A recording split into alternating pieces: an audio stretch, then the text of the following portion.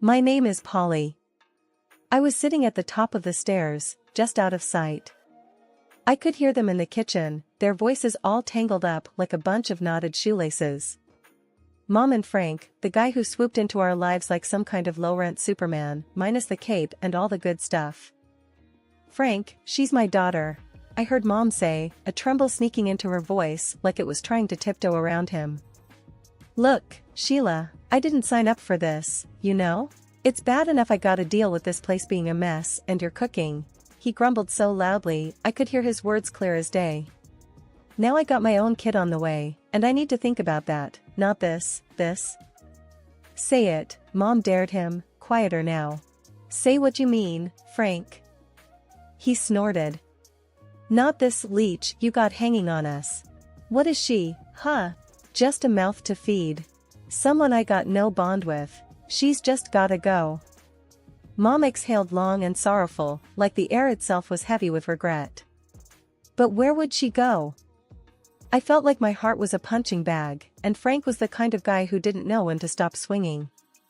What about her aunt? That sister of what's his name, the dead guy? Linda? But. No buts, Sheila. Geez, you're always so soft. She's family, ain't she? Let her deal with the kid. There was a quiet beep as someone pressed a number on the phone, and my ears strained to hear the rest.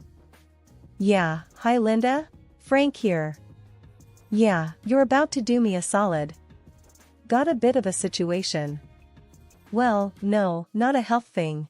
It's about the kid, Sheila's daughter. I squeezed my eyes shut, wishing I could just disappear into the worn carpet beneath me.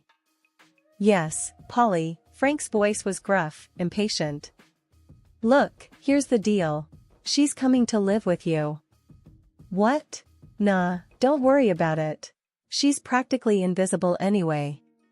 Won't even know she's there. I heard Mom's shuffling feet, like she was pacing or fidgeting, probably wringing her hands the way she did when she was torn up about something. Linda, it's Sheila. Yes, I know. We're in a tight spot. I can't, with the baby coming. The next voice, Aunt Linda's, cut through the line, sharp and cold like the knives she used to make her overcooked roasts. Fine. I'll take her. But I'm not running a charity here, Sheila. You better keep sending checks. I could almost see Mom wincing, even from where I sat. It stung, knowing the rest of my things in that duffel bag weren't half as important as those checks to Aunt Linda. Footsteps hammered towards the stairs, and I scampered up and into my room, heartbeat thundering so hard in my chest it nearly drowned out the sounds of the looming goodbye. Mom knocked softly, as if the force of her own hand could shatter me. Honey, she started, pushing the door open, her face all twisted in a way that let you know that I'm sorry was coming before a word left her lips. You're gonna stay with Aunt Linda for a bit. I stood there, my arms tight around that duffel bag, like it was the only thing I had left in the whole sorry world. Because, maybe, it was. With a glance back at the room that had been mine, I stepped out into the dim hallway, Mom trailing behind me like a shadow I wished I could shake. I didn't even turn to look at her as I walked out the front door. It was easier that way. Standing on the porch, Aunt Linda looked me up and down as I clutched my duffel bag, each second stretching out like hours. So you're here, Polly, she finally spoke, the words flat and hard. Hi, Aunt Linda. I managed to mutter, trying to keep my voice steady. Don't just stand there, bring your stuff in. But remember, I run a tight ship. You'll follow my rules under my roof, she said, turning on her heel and heading inside. I followed her into the house, which had the warmth of an ice cube. Rule 1, no shoes in the house. Park 'em by the door.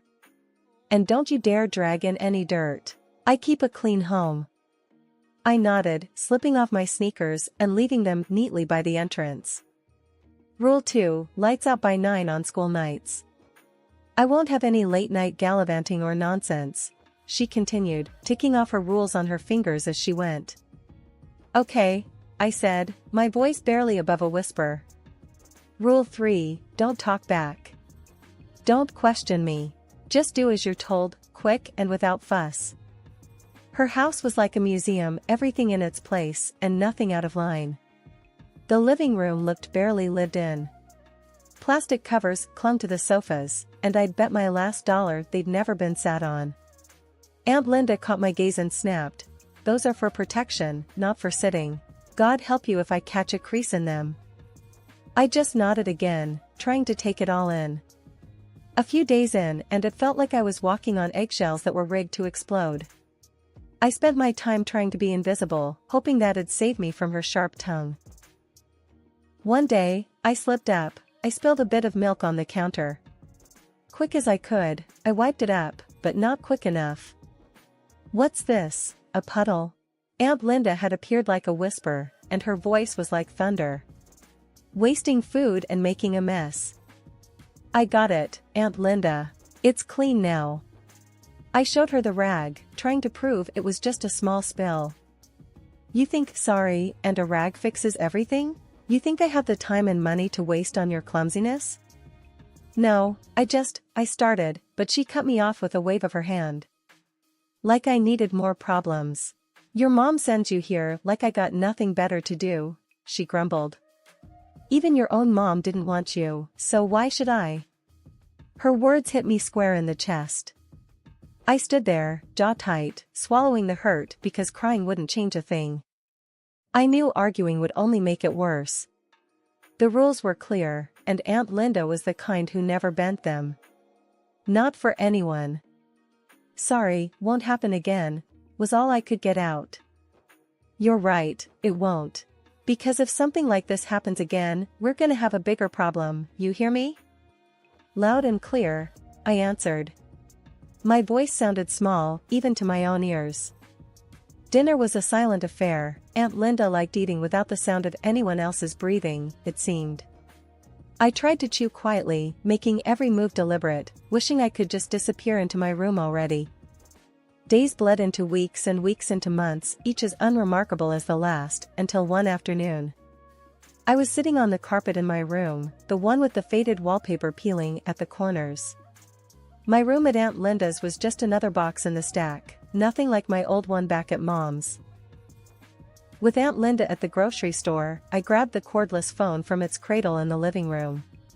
My heart was racing as I punched in Mom's number, a sequence I still knew by heart. Years of dialing it for takeout or when there was a spider too big for me to handle alone. The phone rang and rang. On the fourth, she picked up. "Yeah? Mom, it's me, Polly," I blurted out before my courage could fail. There was a pause, a breath, a sigh. "What do you want?" I miss you, Don't." She cut in, her voice icy. "Don't ever call here again." The line clicked dead. I stood there, phone in hand, her words a new weight in the pit of my stomach. It wasn't just the rejection that stung, it was the finality of it. "I hope that was important." Aunt Linda's voice came from behind me like a winter's draft. I turned, startled, the phone slipping slightly from my grasp. "I just wanted to talk to her," I said, my voice failing to hide the quiver. She snatched the phone from my hand, her eyes narrow slits. "You think these calls are free?" I'm sorry, I'll pay for it," I stammered, though I had no idea how. Aunt Linda snorted. "Pay for it? With what? No, you've caused enough trouble. I'm done with it, done with you." Before I could plead, she was on the phone, barking into the receiver. "Yeah, Betty? Get a room ready. She's coming to you." I barely had time to process her words before I found myself holding a bus ticket and a hastily repacked duffel bag. She dumped me at the bus stop with a shake of her head and a good riddance that followed me onto the bus. I was on my way to Grandma's, and as the bus chugged along, the town I knew became a blur. I thought about Mom's voice, that tone I'd never heard before. I pressed my forehead against the cool window, the hum of the engine a stark contrast to the storm inside me. Grandma lived in a smaller town a couple of hours away, in a house that was as old but twice as cozy as Aunt Linda's. She was standing on the porch when I arrived, her eyebrows drawn down in concern. "You okay, Polly?" she asked as I trudged up the steps. I shook my head. Aunt Linda sent me away. Mom doesn't want to talk to me anymore. Grandma sighed, opening her arms wide. I stepped into her hug like it was a safe haven. Families can be tough, she murmured. Come on in, I'll make you some tea. As I sank down at her kitchen table, surrounded by the comforting scent of cinnamon and apples, the warmth of the room unfreezing my fingers, I started to realize something hard. That sometimes, the idea of a parent isn't what you get. And maybe, just maybe, I had to start figuring out how to deal with that. The day I settled into Grandma's house, I could tell it was a different world. The walls were lined with pictures of plants and landscapes, unlike the museums back at Aunt Linda's place. Grandma was already in the kitchen, the heart of her home, humming a tune I didn't recognize. "Gran, you need help with anything?" I called out as I dragged my bag inside. Without missing a beat in her humming, she replied, "Nah, just park yourself at the table. Gonna fix us some grub." Her voice was raspy from years of yelling over the noise of farm machinery back when she used to run the family's apple orchard. Now, the most noise she dealt with was the creaking of the porch swing and the clatter of her old pots and pans. As the weeks passed, I fell into step with her ways. Wake up before the sun, help with breakfast, then off to school. After school, help around the house, dinner, homework, and bed. No frills, no drama. One chilly afternoon, Grandma found me on the porch swing, the horizon painted orange and pink by the setting sun. "Got something to tell ya," she said, pulling the other side of the swing down with her weight. I tightened my grip on the chains of the swing. Whatever it was, Grandma wasn't one for beating around the bush. "You're not just staying here, you know. This isn't temporary." She held out some papers to me. "I've gone and made it official. You're mine now, for good." I scanned the papers. Words like custody and guardianship jumped out at me. She'd done it. "Why'd you do this, Gran?" To me, it seemed like taking on a burden more trouble than a teenage girl was worth. "'Cause you're blood, kid. More than that. You got spirit. Remember, tenderness beneath the strength." She repeated her old saying and tapped her chest. "Right here is where you've gotta be toughest." We sat quiet for a while, the swing creaking under us, the sky darkening. I let her words wrap around me like the quilts on my new bed upstairs.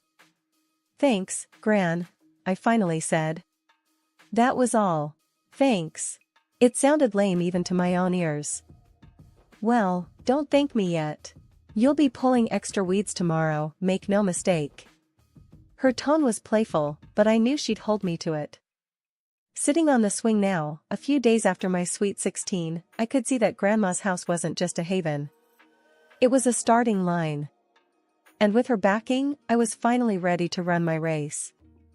The morning sun hadn't even cracked the sky when Grandma kicked the bottom of my bed. "Rise and shine, Doc," she barked, same as she had every morning since I started med school. I groaned, my hand searching for the alarm clock. "It's not even light out, Gran." World don't wait for light. Cows don't milk themselves. Patients don't cure themselves, neither. She didn't have cows to milk, of course. It was about getting a point across, like always. Afternoons at the hospital were a blur of white walls and beeping monitors. By the time I got back, evening had settled in, and the house glowed with warm light. "How'd it go?" Grandma was at the stove, poking at something that smelled like heaven. "Good, real good." I washed my hands at the kitchen sink, watching her move around the kitchen. "Dr. Klein let me lead a minor procedure." She raised her eyebrows, a spoon still in her hand dripping some sauce. "Is that right? And how'd that feel?" "Scary as hell," I admitted. "But I did it, and it went well." "That's 'cause you're made of tough stuff."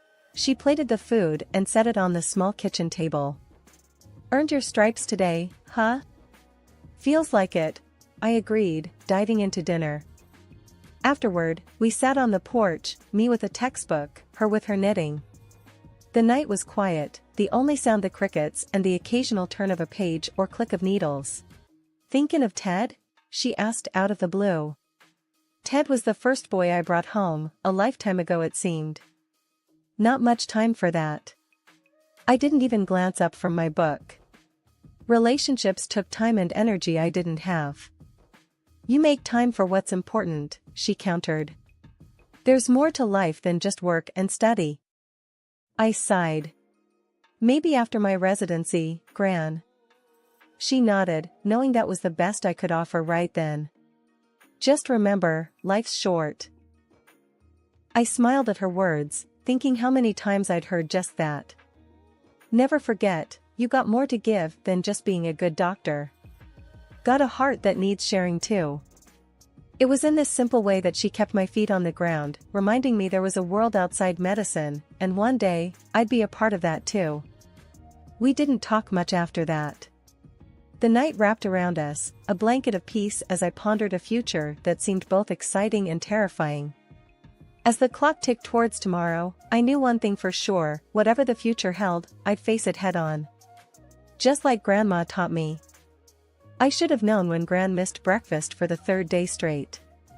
It's nothing, she'd said, waving off my concern. But nothing didn't leave you pale and worn out, nothing didn't whisper lies in a voice that trembled like an old barn in a storm. The news hit like a brick. It's cancer, the doctor told me, voice flat like the EKG I wished was for someone else, anyone else. You serious? I'd asked, eyes darting from the doctor to Gran, who sat there nodding like she'd known all along. As serious as it gets, Gran said. She sat up straight, no tears, just that squared chin that always meant business. The battle was short and fierce, and through it all, she'd never let me see her scared. Until one quiet morning when she finally let go of the fight, the breath slipping from her in a soft sigh, like she was slipping into a warm bath. After, the house felt empty, like someone had scooped out the middle and left me with a shell. I walked through the funeral like someone else, shaking hands, accepting hugs, hearing murmurs of "she loved you like her own." They didn't get it, not really. It wasn't like she was my own, she was my everything. After everyone had gone, I stayed back, leaning on the cool marble, staring at the casket that was too new, too shiny. Left alone, I whispered to Gran, like I used to when it was just me and her against the world. I'll make you proud, I swear. The next morning, I found myself at the hospital, the hall sterile and smelling of disinfectant. My hands were steady, my mind clear. This was where I belonged. I might have lost Gran, but I was going to save others, keep going, just like she would have wanted. In surgery, my hands didn't shake. Gran's strength lived in me. Each stitch was a promise, a testament to her legacy, a legacy of love. Love that didn't end with last breaths or in silent funeral halls. It was the love that pushed you forward when life kicked you in the teeth. The love that made you square your shoulders and face each day knowing you were never really alone. Mom always had a flair for drama, like she could smell money from miles away and come sprinting. The doorbell rang one lazy Sunday, pulling me away from medical journals and a cup of coffee. I opened the door and there they were, like some twisted version of a family reunion photo. Mom looked at me with those hawkish eyes, and before I could even get out a hello, she was in with the ask. You've gotta share, it's only fair. Half is ours by rights, she said, her hand fluttering around like a bird trying to get out of a cage. Stepdad just leaned in the doorway, arms crossed, a muscle ticking in his jaw. He had that look, the one he got when he knew Mom had a great idea. Sarah hung back, not saying a word, just scrolling on her phone. I couldn't help it, a laugh just bubbled up. Oh, you? For what, exactly? Last time I checked, you kicked me out when I was 11. Mom's eyes narrowed to slits. We put a roof over your head, fed you, clothed you. That has to be worth something. Fed? Clothed? More like rations and hand-me-downs. I crossed my arms, mirroring stepdad. I was not going to be bullied. But Gran, she said, the word almost a slur, she left you everything, and we're struggling here. Stepdad took a step forward. Listen, just give us what we deserve and we can all walk away from this peacefully. I shook my head, a mix of anger and disbelief churning in my gut. Gran didn't leave you a penny, 'cause she knew exactly what sort of people you are. Matter of fact, you remember that whole thing when I was a kid, about where I came from? Well, turns out Gran adopted me when I was a baby, so legally, I'm not even obligated to give you the time of day, let alone any inheritance. Mom went pale as a sheet, her mouth opening and closing like a fish. No. Sarah looked up then, her face confused. What's she saying, Mom? Stepdad's face transformed into a dark cloud. She's saying we're not getting a damn thing. That's right, I affirmed. You won't get anything from me. You'll regret this, Stepdad growled, a vein bulging in his neck. I stepped out, bracing myself against the frame of the door, the morning sun hot on my back. Is that a threat? I asked, my voice steelier than I felt. He squared his shoulders, but I wasn't 11 and scared anymore. It's a promise. Mom grabbed his arm, giving me a look that could curdle milk. Let's go, she hissed. I stepped back inside and closed the door, the click of the latch loud in the quiet house. Gran was gone, but she left me more than money. She left me the courage to stand up to them and the sense of worth they'd tried to take from me. Neighbors gave me the heads up with a quick call, that sort of just thought you should know ring that meant trouble. Your mom and her lot set up camp in your grandma's old house, they said, all concerned and a bit gossip-hungry. That house was mine and mine alone, Grandma made sure of that. The nerve of them, thinking they could just move in and not one soul would tell me. Guys, I said, knocking on the door louder than necessary, you can't just crash here. This isn't a motel. Mom yanked the door open, a fake smile plastered on her face. Polly, we're family, she exclaimed, leaning against the doorframe like she owned the place. Stepdad loomed behind her, his look less welcoming. We're not going anywhere. This is as much ours as it is yours, he stated with that smug smirk that made my blood heat up. I clenched my fists, feeling the weight of the keys in my pocket. The house is mine, legally. You have one day to get out, or I'm calling the cops. They laughed, the kind that grates on your nerves. Yeah, sure. Call the cops on your family. That'll look great, Stepdad jeered, his arms folded across his chest. I didn't want a scene, but they left me no choice. The next morning, they were still there, lounging around as if they owned the place. That's when I made the call.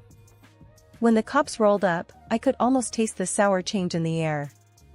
I stood by, arms crossed, watching through the living room window. Ma'am, sir, you need to leave the premises. Now, one officer said firmly, his hand resting near his belt.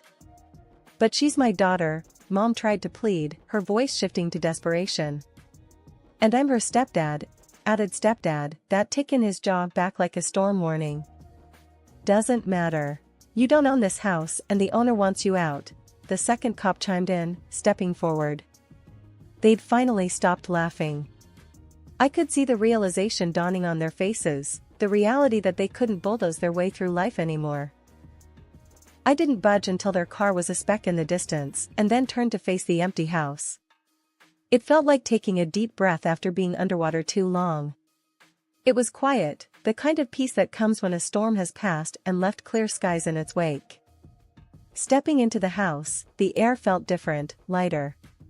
Grandma's voice didn't echo the way it did before, now it was in my own head, words that came like a bomb, soothing over years of scars.